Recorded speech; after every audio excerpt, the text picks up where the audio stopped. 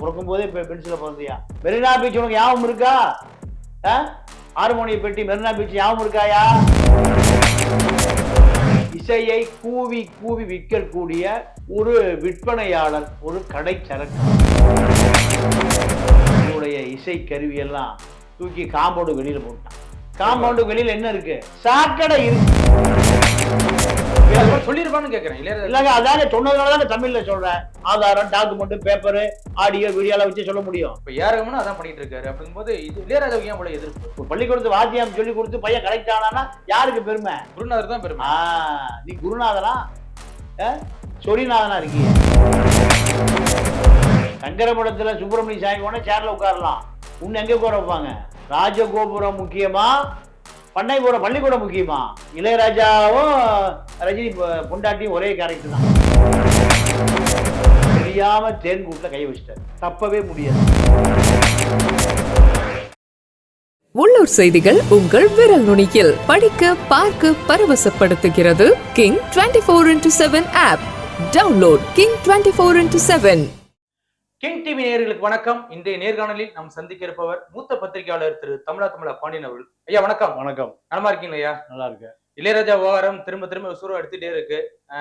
கடந்த வாரம் ஒரு விழாவில் வைரமுத்து அவர்களை பேசிய பேச்சு வந்துட்டு எதிர்ப்பா இளையராஜா தம்பி அவர்கள் மறுப்பு தெரிவிச்சிருந்தாரு. அதாவது இளையராஜாவில் உருவாக்கப்பட்டவர் தான் வைரமுத்து, அவர் சேரை வாரி விட்டாரு அப்படின்னா பல்வேறு விமர்சனங்களை வச்சிருக்காரு கங்கை அமரன். இந்த விமர்சனத்தை எப்படி பாக்குறீங்க? இளையராஜாவை பொறுத்தவரை இளையராஜா ஒரு கலைஞன், ஆனால் நல்ல மனிதன் அல்ல. கலைஞனாக இருக்க தகுதி உடையவர், ஆனால் ஒரு நல்ல மனிதனாக இருக்க தகுதியற்றவர். நீங்க இளையராஜாவை பொறுத்தவரை இசையை உருவாக்குவதற்கு இசையை உருவாக்கி அதை விற்பனை செய்பவர். இசையை மக்களுக்காக அர்ப்பணிப்பவர் அல்ல. இசைக்கு ஒரு விலை வைத்திருப்பவர். அந்த விலையை யார் கொடுக்கிறார்களோ அவர்களுக்கு இசையை கூவி கூவி விற்கக்கூடிய ஒரு விற்பனையாளர், ஒரு கடை சரக்காளர். ஒரு தயாரிப்பாளர்கிட்ட ஒரு படத்திற்கான இசையை 50 லட்சமோ 1 கோடியோ நீங்க அவர் 1 லட்சம் ரூபாயிலிருந்து விற்க ஆரம்பிச்சிருக்காரு. அதோடு அவருடைய இசை, அவருடைய சிந்தனை, அவருடைய உரிமை, திறமை எல்லாமே விலை பேசி மொத்தமா கொடுத்துட்றாரு. அவருக்கு இனி உரிமை கோர அவருக்கு அருகே கால அவகாசம் கொடுத்திருக்காரு இல்லையா? கால அவகாசம் கொடுத்திருக்காரு இல்ல? இல்ல இத்தனை ஆண்டுகள் தான் பயன்படுத்தணும், மேற்கொண்டு பயன்படுத்தணும், திரும்ப காப்பிரைட் கிளைம் பண்ணிக்க அப்படின்னு சொல்றாரு. இல்ல அப்போ பாடகருக்கும் உரிமை கொடுக்கணும்ல? பாடகருக்கும் பாடல் எழுதியவனுக்கு உரிமை கொடுக்கணுமா இல்லையா? இல்ல அததான் கேட்டிருக்காரு வைரமுத்து அவர்கள். பாடலுக்கு வந்து இசை பெரியதா மொழி பெரியதான்னு கேட்டிருக்காரு.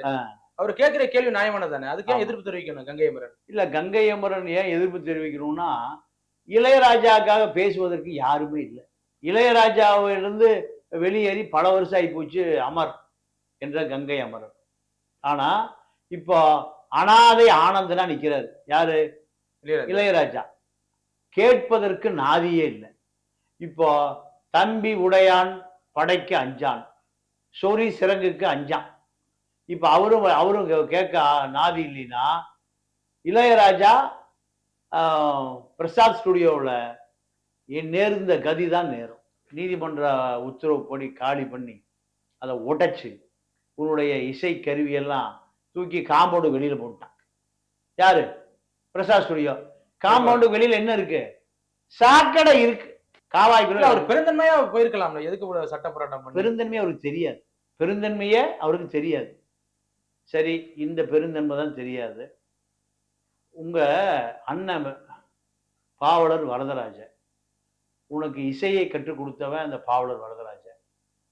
உன்னை ஊரூரா கூட்டிட்டு சுத்துறவன் பாவலர் வரதராஜன். உனக்கு கைப்பிடித்து சென்னை வரைக்கும் கூட்டிட்டு வந்தவன் பாவலர் வரதராஜன். அந்த பாவலர் வரதராஜனுக்கு ஒரு மகன் இருக்கான், லெனின்னு பேர். அவன் ஒரு சித்தப்பா 2 பேர் பேர்லையும் இளையராஜா கங்கை அமரன் பேர்ல இளைய கங்கைன்னு ஒரு இசைக்குழு வச்சிருக்கான். அவனும் சினிமா கம்பெனியா ஏறி இறங்குறான். எவனாவது அவனை ஏதாவது சினிமா கம்பெனியில் அவனுக்கு வாய்ப்பு கொடுத்தீங்க, என் மூஞ்சியில முடிக்காதீங்க.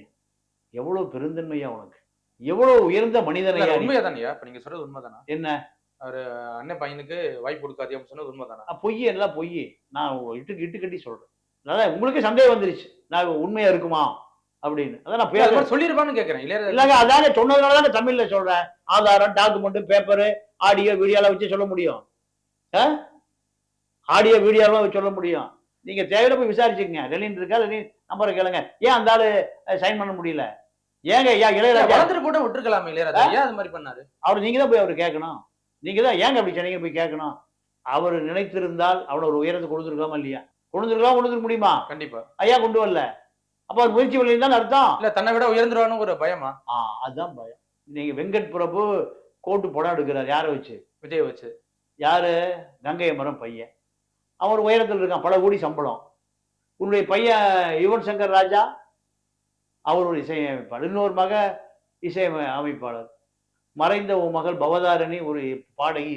இப்படி எல்லாமே ஒரு பெரிய உயரத்துக்கு வந்துட்டாங்க. உன்னையே உயரத்துக்கு கொண்டு வந்த உங்க அண்ணன் மகன் கோடம்பாக்கத்தில் தெருவா தெரியுது. அவர் யாரையாவது தெரியுமா? அவருடைய பெயர் லெனின். நீ எவ்வளவு பெரிய உயரத்துக்கு அவனை கொண்டு வந்திருக்கணும். நீ அருகில் வச்சிருக்கணுமா இல்லையா? அவனுக்கு ஏதாவது விலாசம் இருக்கா? முகவரி இருக்கா? முகவரி உருவாக்கி கொடுத்தியா? என் சொந்த பிரச்சனைன்னு சொல்லலாம். சொந்த பிரச்சனை பண்ணைப்புறத்துக்குள்ள கிராமத்துக்கு இருக்க வரைக்கும் சொந்த பிரச்சனை. எல்லாம் எங்க வந்துட்டீங்க?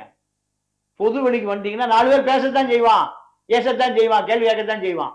நீ ஒரு கலைஞனா யாரு எதுக்கு பாடுற? மக்களுக்கா பாடுற? உன் வீட்லயே பாடிட்டு இருந்தா உன்னை எவனும் கேட்க மாட்டான். பொதுமடிக்கு வந்துட்டு அவ்வளவு. புது மேடையில வந்து 4 கல்லடி விழத்தான் செய்யும். சொல்லடி, கல்லடி, மல்லடி எல்லா அடியும் விழத்தான் செய்யும். அப்போ நீ பிரசாந்த் ஸ்டுடியோவுக்கு உண்மையா இல்லை, உனக்கு ஒன்ன பாவலர் வரதராஜனுக்கு உண்மையா இல்லை. 2. 3வது, உன்னைய ஒரு மிகப்பெரிய உலகளவில் எங்க ஹங்கேரி கூட்டிட்டு போய் புத்தாபெஸ்ட்ல ஒரு பாதிரியார் ஜெகத் கஸ்பார் 200 உலக இசை கலைஞர்களை பூராத்தையும் உட்கார வச்சு ஒரு இசை கடலை உருவாக்கி அதுல சிம்போனியில் திருவாசகம், இந்த தமிழுக்கு உலக இசை கலைஞர்களை எல்லாம் வர வச்சு இசையை குலைச்சு உன்னை பாட வச்சு நியூயார்க்கு போய் சோனி கம்பெனியினுடைய ரெக்கார்டிங் தியேட்டர்ல, உலகத்திலே மிக உயர்ந்த ரெக்கார்டிங் தியேட்டர் அது சோனி தான். சோனி ரெக்கார்டிங் தியேட்டர்ல போய் உன்னை பாட வச்சு உலகத்திலே மிகப்பெரிய ஆங்கில பாடல்களை பாடக்கூடிய ஒரு பாடகனை கூட்டியாந்து டிரான்ஸ்லேட் பண்ணி திருவாசகத்தை உன்னை பாட வச்சு 25 வருஷத்துக்கு முந்தைய ஒரு 3-4 கோடி ரூபாய் செலவு, எல்லா டாலர்கள்ல செலவு. அந்த பாதிரியாருக்கு பாதி, உனக்கு பாதி ரைட்ஸ். பாதிரியார் ஒரு 3-4 கோடி செலவு பண்ணாரு. நீ அந்த சிம்போனியில பாடுன, ஆளுக்கு பாதி ரைட்ஸ். நீ பாதிரியாருக்கு பங்கு கொடுத்தியா? கொடுக்கல, வித்துவிட்ட. அத நீ ஆளுக்கு பாதிரியார் ரைட்ஸ் வாங்கியிருக்கானா? வாங்கினவன் கேளுங்க. வழக்கு போடுங்க சார், வழக்கு போடுங்க. பேசுற பாட்டி மேல வழக்கு போடுங்க. கஸ்பாருக்கு இப்ப பணம் கொடுத்தாச்சுன்னு போடுங்க. கஸ்பார் பணம் வாங்கினா கஸ்பார் உள்ள வாங்கலைங்கிறாரு. கஸ்பார் ஏமாத்துறாங்கிறாரு. இன்னைக்கு வரைக்கும் நான் அந்த எக்ரிமெண்ட்ல சைன் பண்ணி கொடுக்கலைங்கிறாரு. அப்போ யாரை கேட்டு நீ அந்த ரைட்ஸ் வித்த? ஆளுக்கு பாதி தானே. பணம் போட்டவனுக்கு பாதி, பாடுறவனுக்கு பாதி. ஆனா பணம் போடணும் தெரியாம பாடணும் வித்தா அது எவ்வளவு பெரிய மோசடி. அப்போ இதெல்லாம் இந்த சர்ச்சையில யாரை சுத்தி வருது? இளையராஜா சுத்தி வருது. இளையராஜா என்பவன் நீ ஆடிக்காரன் BMW பென்சில் பிறக்கும் போதே பென்சில பிறந்தியா? மெரினா பீச் உனக்கு ஞாபகம் இருக்கா? மெரினா பீச் உனக்கு ஞாபகம் இருக்கா? ஹார்மோனிய பெட்டி மெரினா பீச் ஞாபகம் இருக்காயா? இப்பதான் ஆடிக்கார பார்த்திருக்க. பென்சு, BMW, லேண்ட் குரூசர் இப்பதானே பார்த்திருக்க. ஊர்ல வந்து நிக்கிறான், ஐயா பள்ளிக்கூடத்துக்கு செங்கல் வாங்கி கொடு, சிமெண்ட் வாங்கி கொடுன்னு. ஒரு வாரம் கழிச்சு கண்ணாடி, என்ன எதுக்கு வந்த? ஐயா பள்ளிக்கூடம் கட்டணும். ஓ நேரத்தையும் வேஸ்ட் பண்ணாத, என்கிட்ட கேட்டு. என் நேரத்தையும் வேஸ்ட், என் நேரம் எனக்கு தொந்தரவு பண்ணாத, போ வேலையை பார். ஊர்ல பள்ளிக்கூடம் கட்டல, பல லட்சங்கள் எடுத்து கொண்டு போய் ஸ்ரீரங்கம் கோயிலுக்கு கும்பாபிஷேகம் பண்றதுக்கு ராஜகோபுரம் கட்ட கொண்டு கொடுக்குறேன். ஆ? ராஜகோபுரம் முக்கியமா, பண்ணைபுரம் பள்ளிக்கூடம் முக்கியமா? ராஜகோபுரம் கட்டி முடிஞ்ச பிறகு யோ நீ தொட்டா தீட்டாயிரம் அங்கேயே நின்னுட்டான். எங்க வெளியில வெளியில வெளியில ஆ, சங்கரமடத்துல சுப்பிரமணிய சாமி போனா சேர்ல உட்காரலாம். 2 மாநில ஆளுநர் யாரு? தமிழிசை. எங்க உட்கார வச்சாங்க பாத்தீங்களா? எங்க? கீழே ஆ, உன்னை எங்க உட்கார வைப்பாங்க? ஆ? குடியரசுத் தலைவரே உள்ள விடலையே. ஆ? பள்ளிக்கூடம் கட்டியா பணம் குடியான்னா சிலிங்க கோயிலுக்கு கொண்டு லட்ச லட்சமா பணம் கொடுக்குறார். மத்திய அமைச்சர் முருகன் எங்க உட்கார்ந்து இருந்தார் பாத்தியா? புறவாசல்ல மண்ணுல உட்கார்ந்து இருந்தார். நீ இது வரைக்கும் இப்போ உன்னை எங்க உட்கார வைப்பான்? ஆ? அப்போ நீ இப்ப எங்க இருக்க? காவி கட்சியில் இருக்க, காவி அடையாளத்தில் இருக்க. உங்க அண்ணன் எங்க இல்ல இருக்க? ஒருவேளை அந்த பிஜேபியில இருக்கிறனாலதான் இவ்வளவு பிரச்சனையா எப்படியா? நம்ம பிஜேபியில் சேர்வதற்கு முன்பு எந்த விமர்சனம் இல்லையா? பிரசாத் ஸ்டுடியோ தூக்கி போடலையா? 2002ல சிம்புனி பாதிரியார் கஸ்பார் தெரியாம நீ கேரளா ஒரு கேஷர் கம்பெனிக்கு விற்கலையா? இதெல்லாம் பிஜேபி சேரக்கு முந்தி நடந்தது. பள்ளிக்கூடம் கட்ட வந்து முந்தி நடந்தது. ஸ்ரீரங்கம் கோயிலுக்கு பணம் கொடுத்தது பிஜேபி சேரவுக்கு முன்பு நடந்தது. அப்போ இதெல்லாம் உன்னுடைய இயல்பான குணம். உன்னுடைய சிஷியன் தானையா? யாரு? ஆஸ்கர் விருது வாங்கின ஏஆர் ரகுமான். அவனை என்ன சொன்ன நீ? இழிவுபடுத்தல நீ? சிஷியன் தானே, உங்கள்கிட்ட ட்ரம்ஸ் வாசிச்ச பையன் தானே அவன். அவனை நீ உச்சி முறிஞ்சுல நீ அவனை தூக்கி தள்ள வச்சிருக்கணும். ஏஆர் ரகுமான் என்ன கேவலமா பேசின? ஆஸ்கர் விருது கிடைச்ச ஆடவத்துக்கு ஆஸ்கர் கிடைச்சா உனக்கு பெருமை இல்லையா? ஒரு பள்ளிக்கூடத்து வாத்தியம் சொல்லி கொடுத்து பையன் கலெக்ட் ஆனானா யாருக்கு பெருமை? குருநாதர் தான் பெருமை. நீ குருநாதனா சொரிநாதனா இருக்கிய. அப்போ அந்த ஏஆர் ரகுமான் ஆஸ்கர் விருது வாங்கினத மிக கேவலமான வார்த்தையில சொல்றாரு. அப்ப பிஜேபி சொல்ல சொன்னானா? சங்கராச்சாரிய சொல்ல சொன்னாரான்னு கேட்கிற. உன்னுடைய இயல்பே அதுதான். உன்னுடைய இயல்பே அதுதான். உனக்கு பெருந்தன்மை தெரியாது, நல்ல குணம் தெரியாது, ஒரு நல்ல சிந்தனை தெரியாது. பட்டுக்கோட்டை கலியாசத்தோடு இன்னும் தலை தூக்கிச்சு கும்பிடுறானா இல்லையா? இருந்தாலும் ஒரு பாடலுக்கு வந்து இசை பெரிதா மொழி பெரியுதான்னு கேக்குறாங்களே, அது எப்படி அது விளக்கம்? நீங்க இசையும் பெரியுது, மொழியும் பெரியுது. நீ இசைக்கு காசு வாங்கிடுற, மொழிக்கு காசு வாங்கிடுற, பாடலுக்கு காசு வாங்கிடுற, எல்லாத்துக்கும் காசு வாங்கிடுற. ஒரு பொருளை வித்தாச்சுன்னா இப்படி நீ பேட்டர்ன் கேட்க முடியும்? வீட்டுல இருக்குல்ல, இப்போ வெளிநாட்டுலாம் இருக்குல்ல, ராயல்டி பிராரம் இருக்கு. இப்ப ஏஆர் அதான் பண்ணிட்டு இருக்காரு. அப்படிங்கும்போது இளையராஜாவுக்கு ஏன் இவ்வளவு எதிர்ப்பு? இல்ல இளையராஜாக்கு ஏன் எதிர்ப்புனா, ஏஆர் ரகுமான் என்ன பண்றாருன்னா, அவருடைய இசை ஆல்பத்தை யாருக்கும் விற்கிறது இல்லை, யாருக்கும் விற்கிறது இல்லை. விற்காம வச்சுட்டு பேட்டர்ன் ரைட்ஸ் அவர் வச்சிருக்காரு. அதனால அவரு ராயல்டி வருது. இவர் அப்படி இல்லையே. என்ன பண்றாரு? நீங்க இல்லையா எனக்கு இந்த பாட்டு 2 வருஷம் தான் நீ உனக்கு உரிமை, 2வது வருஷம் எனக்கு வந்து சொன்னா எவ்வளவு பாட்டை இருந்தாலும் இசையமைக்க கூப்பிட மாட்டான். 1 கோடி ரூபாய் கொடுக்குறான்ல, 2 கோடி கொடுக்குறான்ல, 2 கோடி கொடுத்துட்டு 2 வருஷம் தான் உனக்கு உரிமைனா அவன் ஒத்துக்குவானா? எந்த சினிமாக்கு கூட ஒத்துக்க மாட்டான். நீ மறுபடியும் மெரினா பீச்சு தான் பாடணும், 6 மணி பொடி கொண்டு எங்க வச்சு பாடணும்? எந்த சினிமா தயாரிப்பாளரும் 200 கோடி 300 கோடி போட்டு எடுக்கிறவன் நான் நடிச்சு கொடுக்கறது ரைட் சொல்ல 2 வருஷம் தான். நான் அடிக்கிற ஸ்டெண்டு வந்து 2 வருஷம் தான். நான் கேமராமேன், நான் தான் அந்த இயற்கை அப்படியே உள்ள விழுந்திருக்கேன் கேமரா போட்டிக்குள்ள, 2 வருஷம் தான். இப்படிலாம் சொன்ன தயாரிப்பான ஒத்துக்கோனா?